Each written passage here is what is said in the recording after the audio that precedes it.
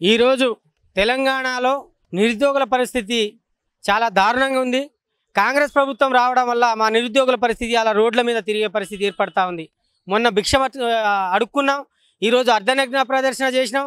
ఎందుకంటే ఇలా మా బట్టలు మొత్తం తీసేసి రోడ్ల మీద నిలబెట్టడంలో కాంగ్రెస్ ప్రభుత్వం ముందుంది. ఎందుకంటే మాకు నిరుద్యోగులకు ఉద్యోగాలు ఇస్తాం, సంవత్సరానికి 2 లక్షల ఉద్యోగాలు ఇస్తామని చెప్పేసి ఇలా రేవంత్ రెడ్డి ప్రభుత్వం అధికారంలో వచ్చి మా నిరుద్యోగులకు నట్టేట ముంచింది. కావున ఈ రాష్ట్ర ప్రభుత్వాన్ని ఎట్టి పరిస్థితుల్లో ఈ కాంగ్రెస్ ప్రభుత్వం జూబ్లీహిల్స్లో ఓడగొట్టడానికి మా ఉస్మానియా యూనివర్సిటీ నుంచి ఓయూ కాశీనాథ్ని ఇవాళ మా జూబ్లీహిల్స్లో బరిలో దింపడం జరిగింది. దాంట్లో భాగంగా కాశీనాథ్ యొక్క సీరియల్ నెంబర్ 37 హార్మోని గుర్తు రావడం జరిగింది. ఈ జూబ్లీహిల్స్ ప్రజలకు ఒకటే తెలియజేస్తా ఉన్నాం, ఎందుకంటే ఇలా సబ్బడ్డ వర్గాలకు కాంగ్రెస్ ప్రభుత్వంలో అన్యాయం జరిగింది. మా నిరుద్యోగులు ముందున్నారు దాంట్లో. ఎందుకంటే బస్ యాత్రలు చేసి ఈ ప్రభుత్వాన్ని మేము తీసుకొచ్చి గద్దెనెక్కిస్తే ఇవాళ మాకు ఉద్యోగాలు ఇవ్వకుండా గంటకో మాట పూటకో మాట మాట్లాడుతూ ఉన్నారు. ఒక మంత్రి ఏమో 40,000 ఇచ్చినా అంటాడు, ఒకడేమో 50,000 అంటారు, ఒకళ్ళేమో 60,000 అంటారు, ఒకళ్ళు 70 అంటారు, ఒకళ్ళేమో 1,00,000 అంటారు. ఇదేమైనా లడ్డు పాటానా మనిషికి ఒక మాట మాట్లాడడానికి? ఆ విధంగా తయారైంది ఈ ఉద్యోగాలు. వాళ్ళకే క్లారిటీ లేదు.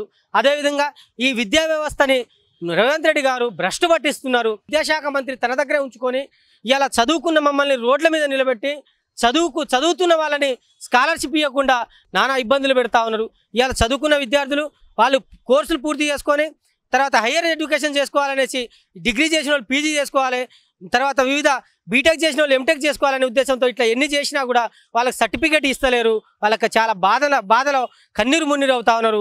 ఏం చేయాలో అర్థం కాని పరిస్థితి. అదేవిధంగా మేము చదువుకున్న వాళ్ళని కూడా ఇవాళ ఉద్యోగాలు ఇస్తా అని చెప్పేసి మోసం చేస్తూ ఉన్నారు. కాబట్టి మా ఉస్మానియా యూనివర్సిటీ తెలంగాణలో ఎంత పెద్ద ఉద్యమం చేశామో ఉస్మానియా యూనివర్సిటీ నుంచి, అదేవిధంగా ఈ కాంగ్రెస్ ప్రభుత్వం పైన అదే రీతిలో ఉద్యమం చేసి ఈ కాంగ్రెస్ ప్రభుత్వాన్ని జూబ్లీహిల్స్లో గద్దె దించుతాం.